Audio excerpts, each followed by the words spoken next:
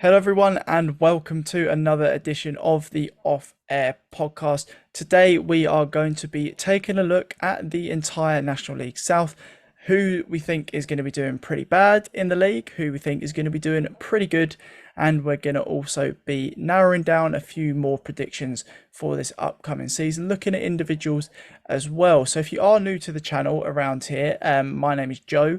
I am the main content creator on the channel. As you'll be able to tell, it's JP, as you see by my name just there, JP. But yes, if you are new around here, do subscribe, keep up to date with all the content we do publish. We do National League South content on the channel, but mainly, of course, with a Maidstone focus, as you'll be able to tell by other videos and my background as well, and Nigel's. But joining me today are two regulars on the channel who will also be joining me in the predictions. And the first of which is Sean Skur. Welcome, Sean. Yeah. And Nigel Seeger. Hello, Nigel. Oh, there. So today we are going to be starting things off at the bottom of the table. Of course, not very interesting for a lot of teams who don't want to be involved in that. However, 4 teams do have to go down. And for me, I'm going to kick things off. My bottom 4, I think, is relatively generalised. I've been looking at quite a lot of different factors in my relegation candidates. I'm taking other people's opinions on board. Of course, there's going to be other people out there who know a lot more than myself when it comes to clubs like this. But my bottom 4 is going to be, starting from the bottom, working up.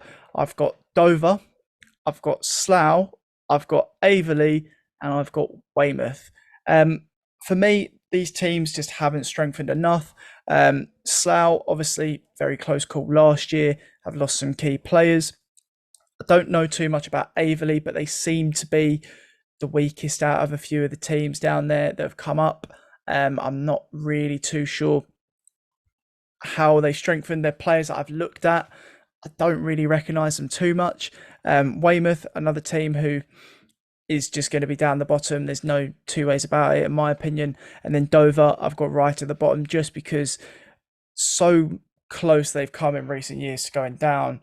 And the stuff they've got going on in their pre-season just seems like a shambles. They're having coaching staff and managerial staff just walking out after a few weeks and players doing the same thing as well. So it's really not looking too hot over there for them. And I think their time has come in the National League South. So, Sean, who is in your bottom 4? Very good question. One I'll give you an answer to, as you've asked so nicely. I have got Hampton and Richmond to finish bottom of the league. Averley. Christ. Yeah, right. Yeah, Averley, there you go. Nice to stir them up, eh? Averley in 23rd, Truro in 22nd, and Dover in 21st. Main reason for that, obviously, some contenders you've already mentioned there, Joe, and some that I've neglected to add to my bottom 4. Partially because I think, some of the front lines and some of these other sides really going to keep them up. I mean, looking at a name at someone like Weston-super-Mare, for example, seeing a name like Ruben Reid and thinking, I think he could be a difference between them, being either side of that dotted line. It's looking at those sorts of players. And I look at those bottom 4 I've listed and I've gone, where's the killer striker in those 4 squads? Who have they got that's going to keep them up? Who's going to do that? And I'm open to suggestions from you guys from the 4 that I've picked. Because clearly you're not too confident in Hampton and Richmond now. I'd like to know from their front line who exactly you think is going to be most effective in keeping them up this season. But that's the main reason I made my decision. So I'll throw the floor open to you, gents, and I think that's why those 4 are going to go down, because they haven't got a striker between them that's gonna keep them up, I don't think. Well, I laughed, to be fair, but I'm just going off the fact that they're consistent. I think they're a team which, in the past, has always been respectable in that division. Let me just double check. Bottom third usually. True, That was one of the True, reasons and I it is a picked them. slippery slope when you're down there, to be Yeah, fair. we keep saying Um, about National League with the likes of Maidenhead and Aldershot, and I we think a lot of do. people up there, not that we're doing that one this season, I'm aware of, but everyone's gone, oh, Maidenhead and Aldershot will go down, and everybody's looked silly for saying that for the last 1,500 bloody years, and last season they both stayed up when we were there, thinking we'd stay up instead of them. So that's another reason why I'd say Hampton and Richmond, because you have to look at those sides who were in the bottom eight last season. Dover were there, Slough were there, Hampton Richmond were there, and you just got to think how many of the promoted sides are going to have that momentum from last season, how many are not, and that's why again, name me the striker at Hampton and Richmond that's going to keep them up. I mean, I don't know, Sean. I don't know. Well, just I'll come in there because I was looking at Mason Bloomfield as being one of the ones. I mean, he was at Barnet. He's a player that I've always sort of looked at before, and he went to Farnborough last year, I think, on loan, and scored quite a few goals for them. Um, and they were sort of in and around the playoffs right until the last couple of weeks, I think. So, they were one of the ones I was actually looking at as an outside bet to get in the playoffs. But Love that. I love that. As you'll see very, very quickly in this video, for those of you who are new around here, we do like to switch things up a bit. I just want to clarify that before we do all these predictions, we come into this completely blind of each other's perspective. Obviously, we have our conversations every now and then regarding, our tips and who we think might do quite well and that sort of thing. But when it comes to the final predictions, we don't actually discuss it at any depth at all. So it is all a surprise to everybody here. Nigel, I take it you won't be including Hampton and Richmond Borough in your relegated four, but I suppose you may include a few of the others who have been mentioned. So, what is your bottom four for the upcoming campaign? yeah, I think I've gone for Dover to finish bottom. I think we've all pretty much gone that one. Um, I mean, their form towards the end of last season was absolutely shocking. Christ, yeah. I mean, they didn't even win that last game of the season when they had to win to have a chance of staying up. And it's only the Yeah. fact that Dave lost that they stayed up by the skin of their teeth. And as you mentioned, they've had a summer of, if you could pick 10 things to go wrong, I think it's all happened to Dover. I think it's just they're going to finally go through the trap door.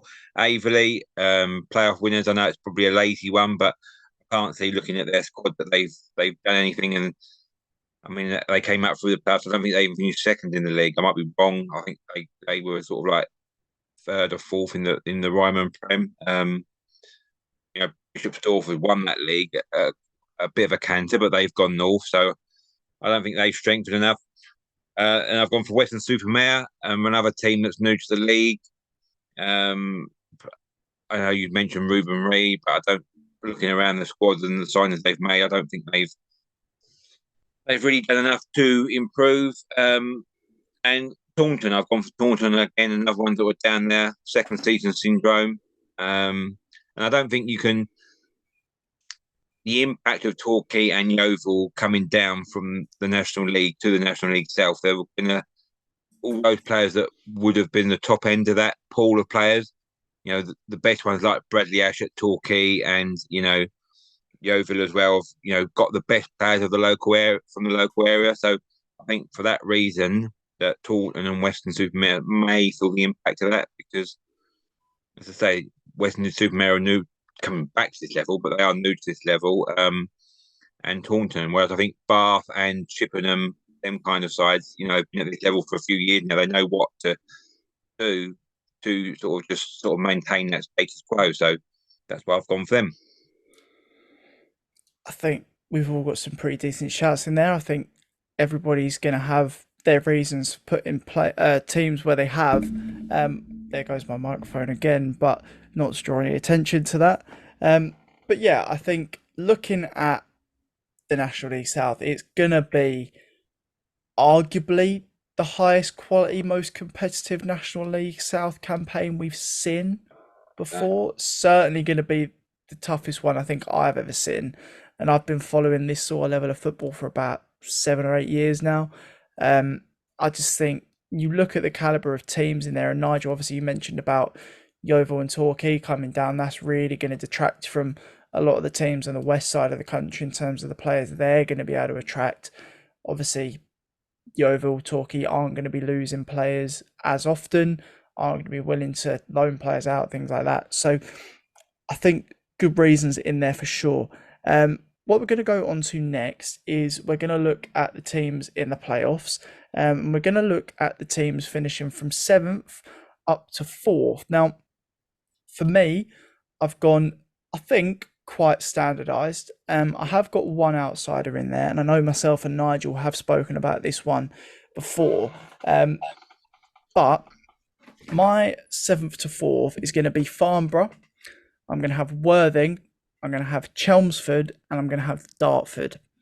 So I think all of those teams there had pretty decent seasons last season, of course. Farnborough, obviously, finishing in that, I think it was 12th last season where they finished. And I think the way that they've strengthened has been really, really good. They've signed players that I think even teams like Maidstone should be signing. Taylor Maloney, obviously, is the big ticket for me. I've banged on and on and on about him all pre-season in hope that Maidstone would sign him. I know Nigel knows about how much I like and rate Taylor Maloney. He would have no doubt been my player of the season if we bought him in. Worthing, obviously, really good season from them last time round. Playoffs, and I think they strengthened as well. I think the only reason they're not going to be finishing higher is because of the quality of teams that have come down. I think that obviously having 3 National League teams drop down is going to make it tough to compete, especially the size of them as well. Obviously, if they have players like Juan Luque fully fit and firing, it's a bit of an unknown quantity right now because of his previous fitness concerns, but still, obviously, a very good player if fit. You've got Chelmsford. Chelmsford have made some good signings. I quite like Ruff from Havant. I think he's a really, really good player. I think they had a really good season last season. Obviously, another team who was up there. And I think they're going to be in the pack once again. And then Dartford, obviously Dartford are always up there, aren't they? They're always a team who are kind of nearly men in the National League South in recent years. Obviously, they had a bit of a slip up in the playoffs last time round when we were in the division. But they signed some decent players. I really like Out in Top from Braintree. I think he's a very good player at the back. So yeah, I think all of these teams are strengthened and would be a little bit better off if there wasn't such quality coming down. Sean, what about your 7 to 4? Who have you put in there? I have the inevitable St Albans and Sean Jeffers sneaking in 7th. Farnborough, for very much the same reasons you've alluded to there, Joe, with the signings that they have made over the summer. Like someone like Adam Meckie as well in midfield. Alfie Pavey up top as well, of course. Experience of someone like Ricky Holmes, and it's quite a good mix of the old and the new there at Farnborough. So that's them in at 6. At 5, Worthing. I think purely for just throwing in a wild card with them. I know they were there last season. Some people might not be too excited about some of their recruitment, but certainly seeing people like Luque come in there is going to be quite interesting. Quite a few ex-Stones, to be fair. Looking at them, I know Joe Felix is in there, someone that we had for about 8 minutes or so at Maidstone from memory. Jake Robinson, Greg Lure. It can be leaving, might be the reason why they possibly slip out of that top 7 scenario, but I think they might have enough experience up top to just about get them in the playoffs. And as previously mentioned on another podcast, because I can't remember which way round these are going out, so Maidstone I've got in 4th place, an experienced backline, exciting young forwards, just lacking that recognised number 1 goalkeeper to push them over the line into the top 3.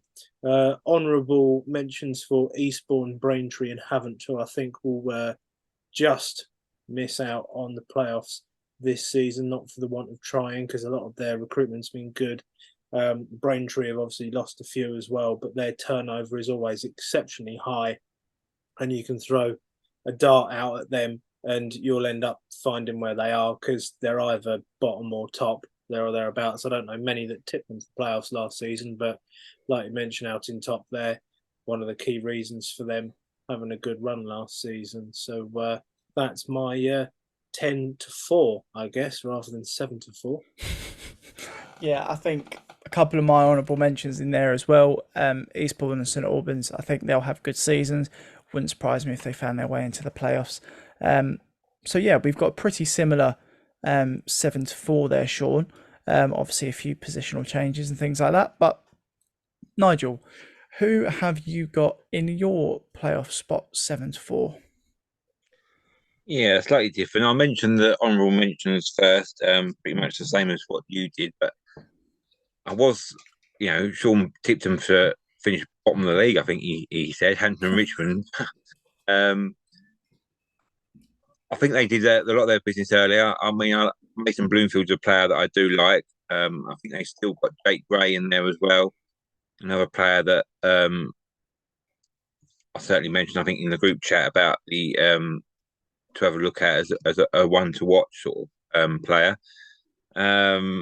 Chelmsford, like you say, I've got a love-hate relationship with Chelmsford. They're my sort of cloaking of the National League South. I think I just don't. I don't like grounds with a running track around them. So I know that's not their fault, but and we've never particularly done well against them. They've been a bit of a bogey side.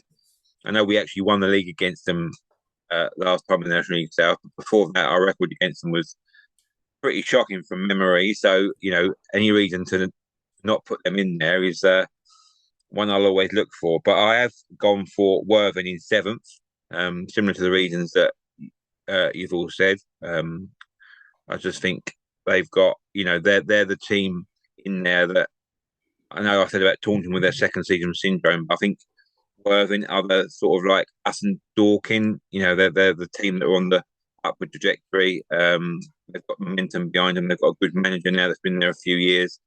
They've managed to retain a lot of their players. I know they lost their goalie to Dorking, but just other players that are just looking at they've got Ollie Pearce is another one, a good age that they've managed to retain that's there. And they've got Kane Wills in the middle. Joe Phoenix, you've mentioned, just a solid sort of team that's been together for a few years. I think that will carry them far. Dartford, I think you've always got to put Dartford in there. They're always a team that's up and around the playoffs. For the similar reasons that you said, I'm not really sure of what their strikers they've got. There's none of them that I've really looked at. For, that's a good signing, but certainly all top that you said is it. You said it. Awesome from top, Braintree. Yeah, he's a good player, and they've signed the son of ex Stones legend Mitchell Beanie in goal. So be interesting to see how they get on. I don't think he's been. I think he was at Concord last year, and they got yeah, relegated. it was, So that kind of says, sometimes you're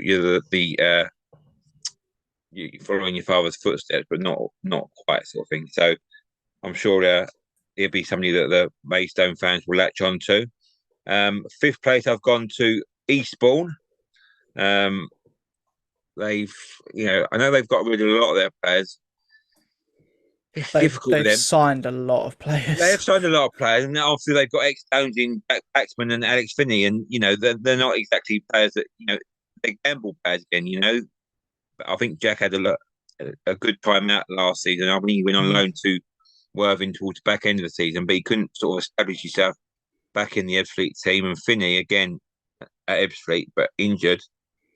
We know he went to Tunbridge, but then went to Eastbourne at the last minute, had a U-turn just because of the money they were paying. And I think if you've got that kind of a money at this level, they might not be their strongest now, but with there being no transfer window that you can add all the time, so I think they will just add slowly but surely and just have enough to sort of get into the playoffs. And then obviously 4th, I've said Maidstone. So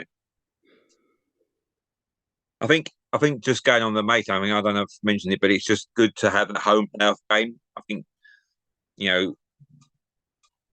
with the 4th and 5th place in the eliminator sort of thing, you can kind of get a bit of momentum, into the playoffs. I know the other games will be away, but yeah, we've seen it this year, haven't we? In the National League, and many years, you win that first game, and then the team that sort of won that first game then go on and generally beat the second and third place because they've had that they've got that game time behind them. They've got a win behind them, so they're coming into that game off of a win. You might have, the teams that finish second and third can just sort of like limp into the playoffs and not have that momentum behind them. So I think that's important to get that fourth place. That, Nigel, is also partly the reason behind my fourth place for Maidstone is that they would be top for the quarterfinals and at home.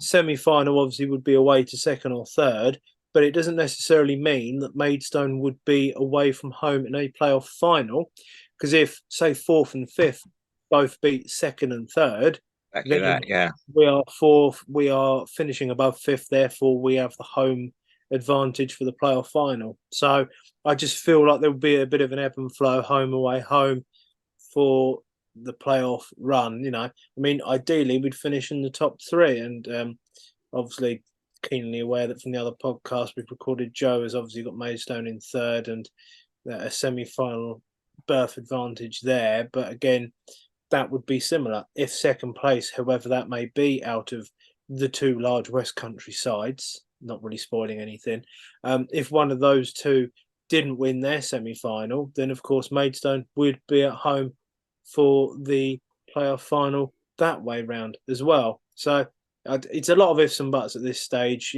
trying to work out how the playoffs are going to go, let alone who's going to be in them. But I certainly feel like things are going to align, and the way it went 2 years ago with a pair of pitch invasions in the last 2 weekends of the season, possibly something along those lines in the playoffs. Not just saying that because I need the season extended for other extracurricular reasons, but I'd be happy with Maidstone winning the league before we got to April, frankly. But as we've already said, I think the division's a bit too competitive for stretches like that. But if that does happen, obviously play this again on loop at the Gallagher for the rest of April is fine by me.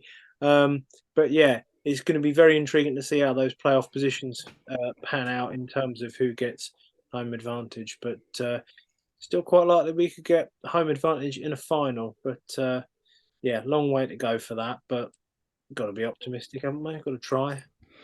You do indeed. And obviously Sean's mentioned there his two potential West Country sides that might feature near the top of the table. So stay tuned to find out if Sean puts Bath or Chippenham top of the league. So we'll go on to third in the table now, as Nigel mentioned there. And if you've also watched our Maidstone-based podcast that would have gone up before this one, that is going to be the order of things.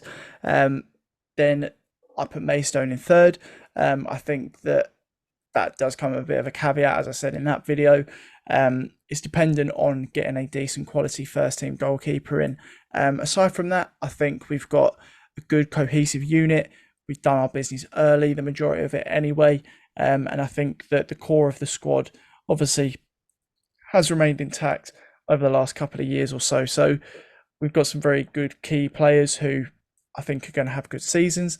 I think we've added quite a good amount of experience and youth as a combination in this pre-season period. So they're going to be my third choice pick. Sean, who have you gone for in third? Well, they've already been mentioned by everyone, I think, because they're just always there, very much the cockroach of the National League South. Dartford, purely because they're consistent at this level. I would probably massively caveat this because they could just as easily finish 11th. And the reason for that, we saw that, and it's obviously firsthand, myself and Nigel did the Solihull away game in March last season. And the heartbreaking loss they had in the playoffs after their second place finish, 5 ahead of Oxford, 20 behind Ebbsfleet, in their own little mini league, frankly.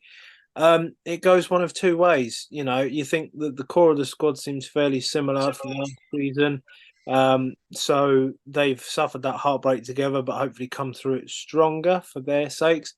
But again, could be very similar to Solihull, and they could just drop off the face of a cliff, lose one of their better players halfway through the season, and they're absolutely shagged by about February, and they've not got a leg to stand on. So I still think they're going to be the former, and they will be there or thereabouts, because that's just what they always do. They are cockroach kryptonite. They just crack on. They're always there.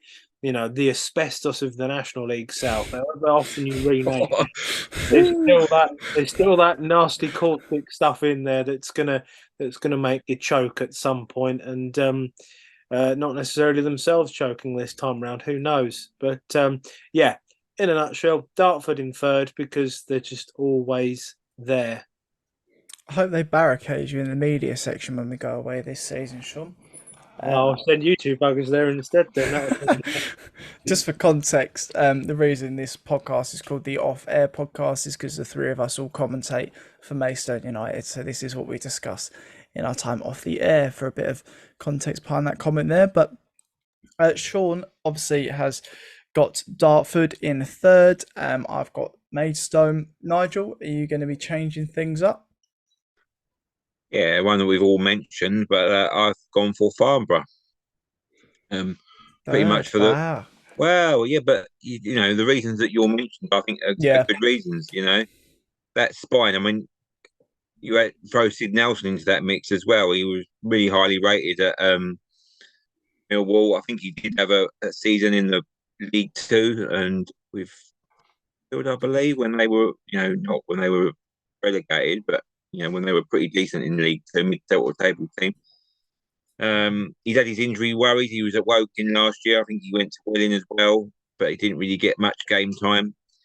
But I noticed he has been playing pre-season games, so you'd hope with a proper pre-season behind him, you'd hope from Farnborough's perspective, probably not from the Maidstone perspective, but and that spine, you can't overestimate the spine of the team, and we've obviously mentioned Taylor Maloney, going there, a player that we have all sort of looked at and rate very highly, and Alfie Pavey, again, he didn't really have much success at Maidstone, whether he had a falling out of Hakan, but he has had the golden boot in this league before when he was at Dartford. Is it Dartford or Welling? I don't know. I know, but he had before he went to Havant and Waterlooville, when we went up the first time in the National League, he had a quite prolific season in National League South, and he's I think he's got something like 5 goals in pre-season, which 5 in 5 games or whatever it is. And I know he's been banging them in, so we know what he can do. We know he never really fitted into our system. He never really got a chance, some would say, in our system under Hakan, but he was part of that National League South winning team, and he did get a medal. And he seems to be that kind of everyone's mate in the dressing room. I know he's been mates with Sid Nelson through their time at Millwall together, so that sort of bond is already there. So I just think they're going to kick on this year and nick that third place. Dartford was 17-18, by the way, Nige, for 1 goal every other game for them. Yeah, exactly. Breakout season. Yeah, exactly. So, yes. So, that's why I've gone for Farnborough. I think that's fair enough. That is fair enough. I think they're going to have a good season. I really do. It wouldn't surprise me to see them in any position in the top 7, really. I mean, if the rest of the teams that we're probably going to all put in the top 2 didn't have a great season, it wouldn't surprise me to see Farnborough just kind of edging past. You do know what that means, though, don't you? That would mean that if it went to a playoff, we would be playing away at Farnborough if we won our game. So there you go. That would be very interesting, wouldn't it? To be fair, Farnborough, actually, I'll come on to it a little bit later, but we'll go on to our second place position for now. Now, obviously, this is potentially going to spoil who we've got in first. But I have gone for Yeovil in second. For me, I think they are undergoing obviously quite a big transitional period right now. Had that takeover, that new money coming in, they've made quite a few signings. But I think obviously their big struggle last season was scoring goals. Just before we went live, we was looking at their top scorers from last season. I think the top scorer had like 5 goals and averaged a goal every 400 and something minutes, which is just abysmal. And I don't even think I was a striker. Um, so yeah, I think for me, they've got a lot to try and develop. I think that's going to take time, and I think that's time that the team that I've got in first will cut out. I think they're, not quite as a sustained group. I think obviously with a lot of new additions, it's going to take some time for them to gel. I just don't think they're going to kick on straight away. I think they will eventually, probably come the end of August, but I think it's going to be close enough come the end of the season that it could be a matter of points, a handful of points. And I think really that's going to be the important reason to why they do drop a few. So Yeovil are going to be in second for myself. Sean. Yeah, as you quite rightly predicted, it's between one of two, and obviously I've gone for Chippenham Torquay in second. To contrary your particular prediction, recruitment's been good. A lot of the solid players from last season, unsung heroes who got them very close to staying above the dotted line. They were only a few minutes away, a couple of goals away at one point as well. So very unfortunate for them to go down as late as they did. And they're just not ones to stick around in a division for too long, to be honest. They're very, very boing boing baggy-esque, like they were a few years ago between the top two flights. And you're right about the consistency of their squad, which, as we've proved, isn't always a good thing. But I feel that the other side, Bath, obviously, it's the same reason I went for Notts County last season. Obviously, it was heart rolling head, and it's probably the same again this season because I just thought things were a bit fresh. They had Luke Williams in there, this new dynamic coach, and he just do things a bit differently, and there'd be a lot of new players in there. And it might well be that this is a similar scenario like to Wrexham and Notts County. It might be that these two absolutely race away and get themselves a pair of 100-point seasons between them. I think there might be others that disagree and say that you could have about 7 teams all on about 78 points this season, because it could be that tight. But if I had to put 2 in a 2-horse race from this division, it would be the aforementioned and the to be mentioned. So I just think Torquay will just miss out, and dare I say it could be a last day of the season jobby as well, because certainly looking at their last fixtures, they are quite conflicting, quite interesting to see as well. So I personally think that there could be some interesting moments in the season between those two. But I certainly think, Torquay will just about slip up into second place. But I think there's, a gnat's crotchet between the two of them, frankly. There's not much going to split them. So Torquay in second for me. Nigel, who are you going to side with? Well, I've gone for Yeovil in second. Yes, good man. I just think, to me, there was more pressure on Yeovil. Torquay have been here, done it before. Let's be honest, if Torquay were going to sack Gary Johnson, they'd have done it last year. So I think it's probably, there's more pressure on Cooper, and I think he's got a bigger ego. Unless he's like really nipping at the tail to the top spot, I don't think he will be around that much longer. I mean, it's obvious that Torquay love Gary Johnson. He's got a good relationship with the owners of the club, and the fan base have accepted him. He's proved that he can do it at sort of all levels of the game. Whereas I don't necessarily think that would be the same with Cooper, although he's got the experience. It's probably the lowest level he's managed that since he first came into management. And I look at their forward line as well, and all right, Noble, we know, but he's the other side of 30. He's still probably for this level. He will get goals. But Jake Hyde and Reece Murphy, I mean, they're injured all last season. Jake Hyde can't play on 3G pitches, so that's he's not going to play half the away games in this league at least. So I just don't see where they're going to. And I look at the Torquay side, and they've managed to retain Jarvis, who I think they've done well to retain him. They've added Bradley Ash, which was sort of a standout player from the Weymouth side last year.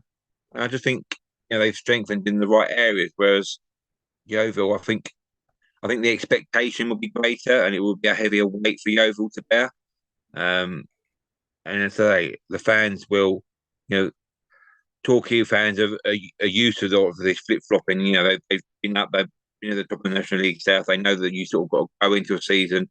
Whereas I think the expectation, especially with the new owners coming in as well at Yeovil, I think there's going to be a lot of pressure really early for them to sort of hit the ground running. And if they don't, I can think you can see a lot of discontent within the camp and the fan base. Yeah, I think you made some very valid points there. Looking at, the recruitment of both sides, I think it's very different. I think, like you mentioned, Torquay, who we got into in a second, is going to be my first tip to the league title, have retained a very, very good core. I know you were impressed by a lot of the players they kept, Nigel, and we're hoping that Maidstone would have picked maybe one or two of them up themselves, but the way they've brought in players as well has been quite shrewd. Bradley Ash, as you mentioned, from Weymouth, scored roughly 20 goals in all competitions last season, 18 in the league, and he was playing for a weight. He kept them up. They were rock bottom for a very long time last season, Weymouth, and it was his goals towards the end of the season. I'm looking here; he scored 5 goals in the last 6 games, and they won 4 of those games and drew 1. So it's literally his goals that kept them up. I think just signing players like that who have performed really, really well really recently at a much worse team at this level is just going to do them better. And for me, that is why I'm going to put Torquay in first. All of those reasons I mentioned there. I think also what you said there about the managers, I think obviously Yeovil have got that high expectation. I think they're quite prone to a bit of a breakout in the fan base. I think that discontent can be quite easy to kind of kick up in their fan base. And I don't think Torquay's too much like that. As you said, they've been here before. They know what they're doing. And I think that will see them go straight back up next season. So, Sean, have you got Truro top of the league? No, because I had them in my bottom 4. Oh, my bad. If you're going to make a joke, make it factually accurate. All right. Look, it's been a long day. I've been up since 5. It has been love. It was Bath, remember, was the other one you said I was going to do. Sorry. I do have Yeovil finishing top. Several players of theirs spring to mind. I know you mentioned Linton in between the 2 recordings, and it's Malachi Linton who scored an absolute shit pinger against Wrexham near the end of last season as well for Yeovil. If you've not seen that one, look it up on the Googles and the YouTubes, and you will be stunningly pleased with what you see. They've got a few players that might surprise. Benjani Jr. is one that springs to mind as well. That's going to be quite interesting. I'm looking at Yeovil's website, and it's got Frank Nouble at Yeovil rather than Torquay, because I thought That's what I said. Yeah, had swapped over, hadn't he? Yeah, so he's gone over.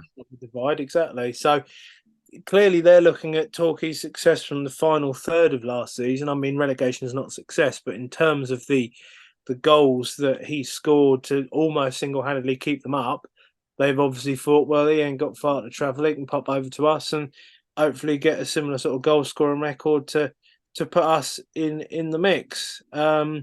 So they've got quite a number of striking options. Yes, I get that with Jake Hyde and Reece Murphy about injuries and things like that. But it's the experience at this level if you get them fully fit, and because they've got so many to choose from. I know the scattergun approach isn't always the best one, but I do just think that they might have the edge at the end of the season. And I mean, I mentioned the last day of the season fixtures. Torquay would be at home to Havant Moor to Louisville, who, let's be honest, are going to be going into that match trying to get into the playoffs right at the last, because that's what they always do. And Yeovil travel to Dover, who, let's face it, last day of the season, they're probably going to be trying to keep themselves in or out of the relegation spots. So they've already got cliffhanger fixtures written across both of those, and you're thinking, could well be that both those matches decide, 4 spots in about 3 divisions worth of football for the 24-25 season. I go with my Notts County gut vibe feeling from last season. I just think that there'll be a coming together. There's a good documentary out on YouTube that Yeovil put out there. Mark Cooper very much with his heart on his sleeve, showing, the issues that they went through last season. And I'd be very intrigued to see how they go this season. I just think that they've just about got the edge on Torquay, and it's just like I said last season, it's just a certain thing, almost a toss of a coin. I think there's something about them that will get them over the line ahead of Torquay, and it's going to be a fascinating fight between them two. Clearly, from our Maidstone perspective, part of me thinks sod all of this for a game of soldiers, and hopefully Maidstone win the league anyway. But from a neutral perspective, trying to look at everything, is going to be paper thin between the two of them. And from a semi-neutral perspective, I think it's going to be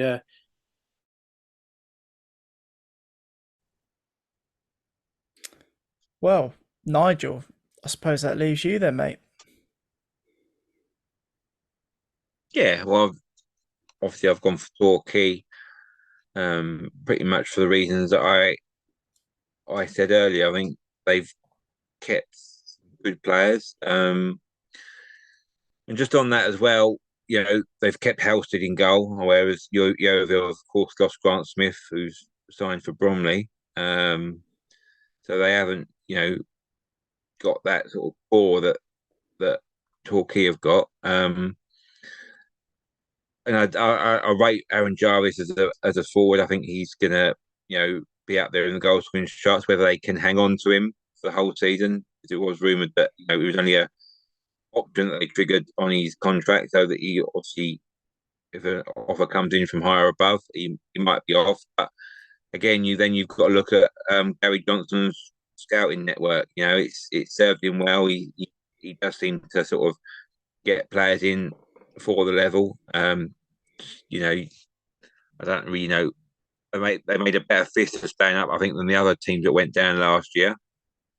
Frankly, that's not really too difficult to what Maidstone did, but I know we was commentating on that the last day at Chesterfield, Sean and I, and they only needed really a 4-goal swing, didn't they, against Wrexham for the last day of the season or something, and they got pretty close to doing it, but other results went against them around them, so they wasn't that far cut adrift. And I just think Gary Johnson's going to be the factor in that sort of. If you're going to have a battle between Cooper and Johnson, as Sean said, obviously from a Maidstone point of view, we come to the party and piss all over everyone. But if it is going to be those two people, then I just think Johnson's going to have the edge just through his experience and know-how and management style, and yeah, as I say, it's small margins, isn't it? It's going to be small margins, whichever way it's going to be. The team that gets the momentum behind them is going to serve them well. So, but that's why I've gone for Torquay. The head-to-head between them both is the 17th and 42nd matches of the season. Last season, they were Boxing Day and New Year's Day, and they've been kept apart in the festive fixtures because, as we've already mentioned, they've got a load of friends and neighbours downtown there, so they're kept apart then. But yeah, November and the end of March. So there's only 4 games to go once they've played at the end of March. That really does put Yeah, them it's interesting, that one, isn't it? That could on be a big quite a game. pleasant course, having them at the end of March. So I'm trying to think that's potentially an international weekend as well. Oh, that'd be on TNT Sports then, wouldn't it? They're quite convenient. Yes, yes. End of March. I'm sure it is. Let me double check. I'm sure that is an international break for next season. So yeah, but no, that'll be very interesting to see what exactly happens with that. Not finding that too quickly, but I'm sure end of March is usually an international. Be some World Cup qualifiers and or friendlies. But either way, I'm sure it will be on National League TV at the very least. I'm sure. Love a bit of TNT Sports, me. Going into the new season, I'm sure we'll see Maidstone feature on the odd game or two throughout the season. So that is our league position predictions wrapped up. We're now going to take a little look at our top scorer in the league, our player of the year across the league, and our surprise package, which can be a player, can be a team. So I'll kick things off and I'll go with top scorer. Now, I've done something quite basic here, unfortunately, because I couldn't really see who's going to outscore him. I've gone with Mr. Top Scorer contender himself, Sean Jeffers. I think this year he's going to do it. Obviously, last year he had Polion to compete with, and good luck. Fella just couldn't stop scoring no matter what he did. But Sean Jeffers is always that guy, isn't he? I mean, when we played against him, terrorised the life out of us last time we were in the South. 2 years later, he's doing exactly the same thing more than likely. So, yeah, he's going to be my top scorer for the season. A very, very basic pick, but sometimes you got to go with the easy option. Sean.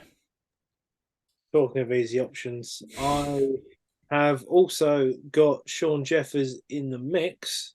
But I know it's a player that Nigel mentioned earlier, but it's one I had already written down before he mentioned him. Ollie Pearce at Worthing. There's plenty of other strikers around Ollie Pearce that have joined Worthing, but he's going to be one of the main reasons that they're going to be. I think Worthing very much in all of our playoff picks, or certainly mine and Nigel's. I think it was yours as well, Yeah, Joe. yeah, I got them in 6th. And that's why, I've got St Albans and Worthing both in the playoffs, because you need a striker to score that many goals to get you that high up. It's an England managerism. It's a basic, hardly a cliche, but the more goals you score, the more likely you are to be higher up the table. I will chuck Levi in there as well. Amanci. I know I only said 17 goals in the previous podcast, but it might well be, one of those seasons where defences are on top, and somewhere close to 20 goals might be the standout. There might be someone who just comes out of the pack from nowhere and absolutely steals a march. So they're my top 3: Jeffers, Pearce, and Amanci. But I mean, I suppose Jeffers makes more sense because he's the standout striker and pretty much the only one that anybody knows at St Albans. Ollie Pearce is one of 4 or 5. Levi Amanci is one of about 3 or 4 at Maidstone. Therefore, percentage-wise, Jeffers is going to be about 40% of St Albans City's goals again. Therefore, I'm probably just about going to pick him ahead of those other 2 as well. I think that's fair enough. Obviously, Pearce, I think, was 3rd top scorer last season. And if you're predicting Worthing to be up there again, it's definitely a safe bet. I think St Albans are going to be a little bit worse off this season. So you never know, Jeffers might not get as many. And then, of course, Polion has gone up. So, Nigel, where does that leave you and your prediction for top scorer?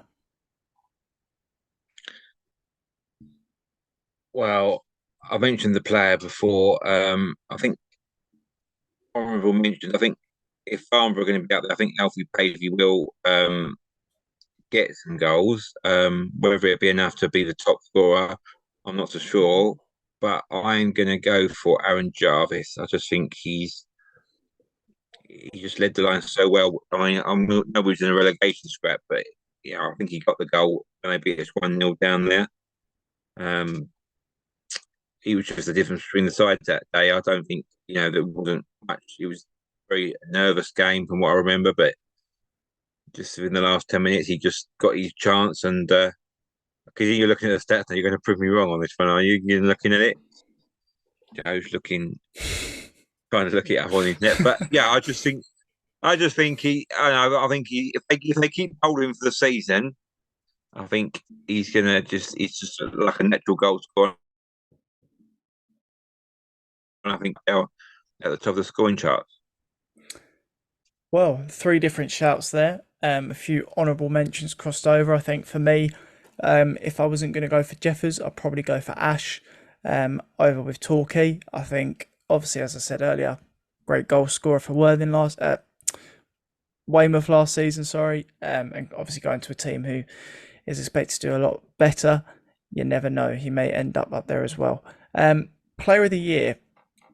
I've got a feeling Nigel probably knows who I'm going to go with. And now I've said that, Sean probably knows who I'm going to go with as well.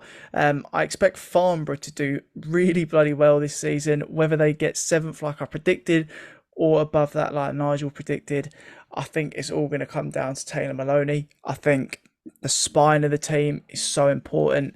And what he did for Welling last season is, I think, gone very much under the radar. He's a player that I paid close attention to over the last few months. And I just love everything about him. I think he's going to be very instrumental into tying their side together. I think if players like Falevi and Alfie Pavey are going to be picking up the goals, they're going to be needing someone who's good on set pieces because they're both big players, and someone who is good at getting a ball in from deep. And Taylor Maloney excels at both of that. And I think if Farnborough have a season which ends them up in the playoffs, I think Taylor Maloney is probably going to be their player of the season. And I think because of that achievement from them as a team, I think I'd have him down as my player of the year. So, Sean, I know yours won't be that, but who is yours instead? I've got a pool of 3 to pick from again, and then I'll come out with one once I've discussed the options. It's looking at your top few sides. I mean, for example, someone like Tom Lapsley at Torquay, who's got a lot of Football League experience with Colchester and did a lot of wonders with them before he dropped down. Jordan Maguire-Drew at Yeovil is another one that piques my attention because he has got so much Football League experience. He then dropped down from Grimsby to Yeovil in January, wasn't able to keep them up, but I feel someone like him, the experience he's got and some of the class he has on the ball could be a big difference in the final half for Yeovil next season of that. And we talk of experience being a really good thing for players in those attacking areas.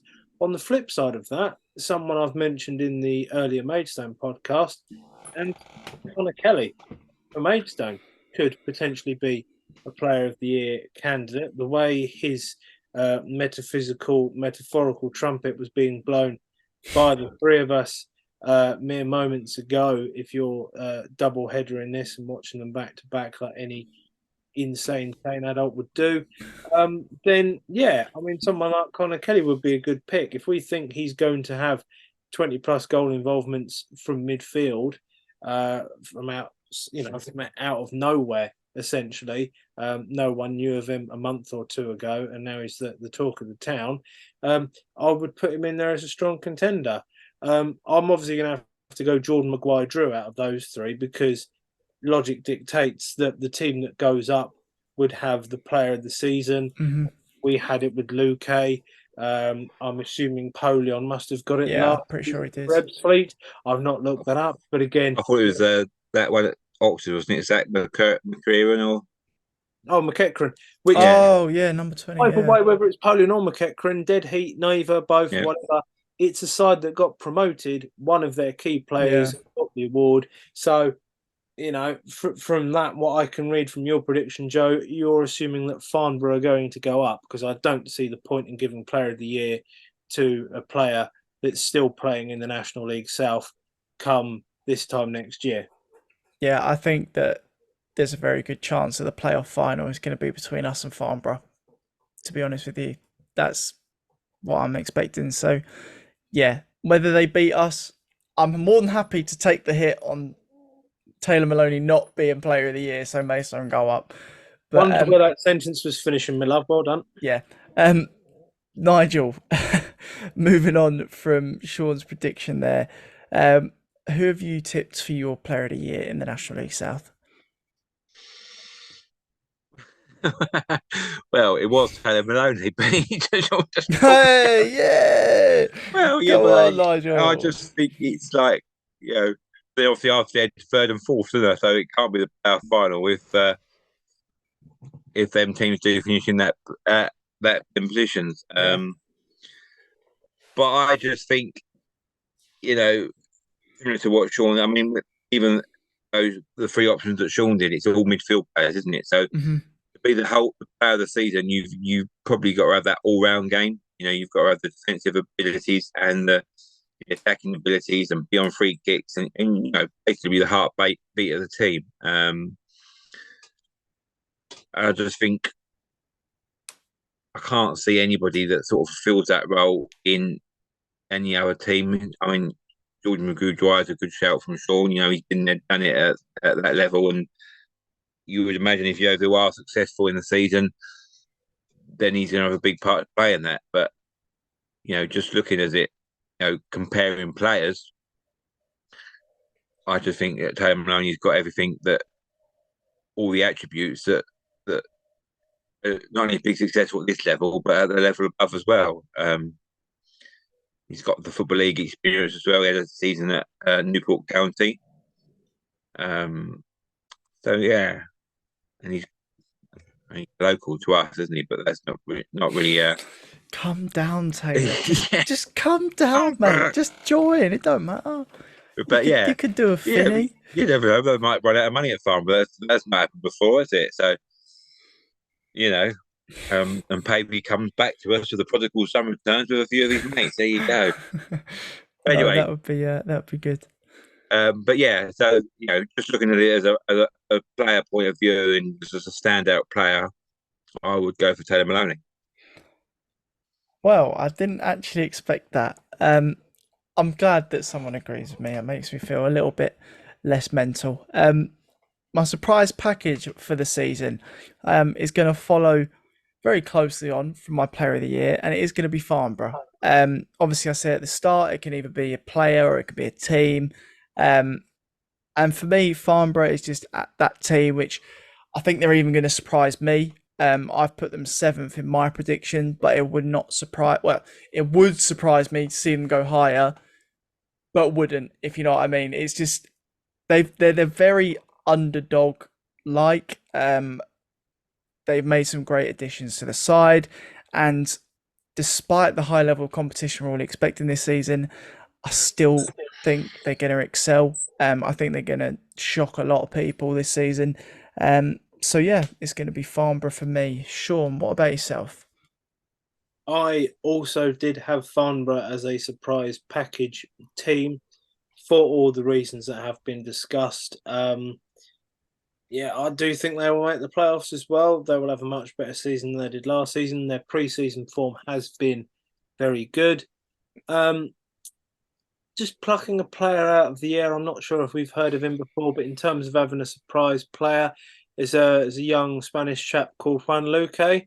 I reckon he might have a bit of a surprise season. Because again, let's not forget, the guy didn't kick a ball in earnest last season. He has been written off by a lot of people, even in the Maidstone supporters group in the last week or so. Someone saying, "Oh, he's got to have a groin up," and Luque straight in there, 2-footed lunge. Shut your face. No, I haven't. He's gone and had about 20 minutes the weekend, and he's looking and feeling optimistic. And, he could be another reason alongside Ollie Pearce why Worthing finish even slightly higher than what I've already predicted. So, unknown young lad, Juan Luque, look into him. Keep an eye out for him. Keep an eye out for him, please do. He would be my surprise package player. Again, just because he's been written off, and justifiably in some ranks, and for the direction certain clubs were going. So good luck to him for this season ahead. And yeah, I think he will turn a few heads. And clearly, the obvious caveat: he has to stay fit. He has to be fit. And in his eyes, he certainly seems to be most of the way back, or a long way back from where he has been, and could make quite a difference this season. And that, for me, would surprise quite a lot of people. Knowing Juan as I do, from the mental side, that wouldn't surprise him, but it would surprise a lot of other people around the league. And someone who's been player of the year before in this division, can he reach those heights again? Because if he can, it's going to make Worthing a very interesting destination. Yeah, well. Definitely. I think if he does anything like that season with Maidstone a couple of years ago, Worthing are going to be right up there in the conversation. So, Nigel, where does that leave you and your prediction for surprise package?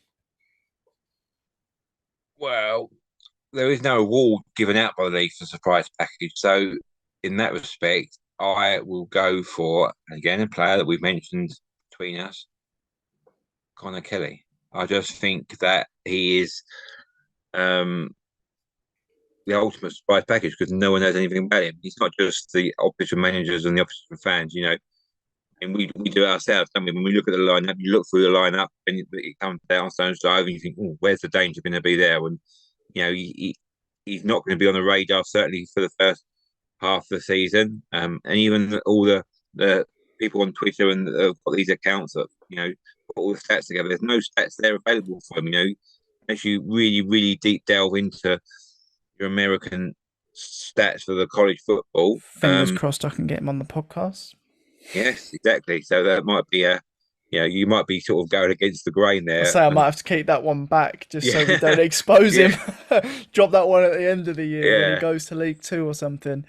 Yeah, but so in that respect, if Maidstone, don't get up, then he's going to be hot property, isn't he? He's going to be, he's going to have that season behind him, and I think towards the end of the season, he's going to have a lot of scouts coming to watch Maidstone games, and I think he could be the ultimate surprise package. Yeah, I think there's very, very few people, besides that young Spanish bloke Sean was on about, that nobody in the league has any idea about. I 100% guarantee there is not a National League South fan that's heard of Connor Kelly. They just wouldn't have done, because even I knew his name and Googled him and he still didn't come up. So it takes a lot of research to try and find out about players like that.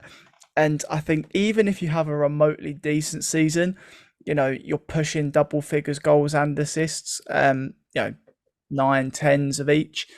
I think that's where you start to become that player that everybody goes, oh, hang on a second, who's this that's come out of nowhere? What's his history? Oh, there isn't one.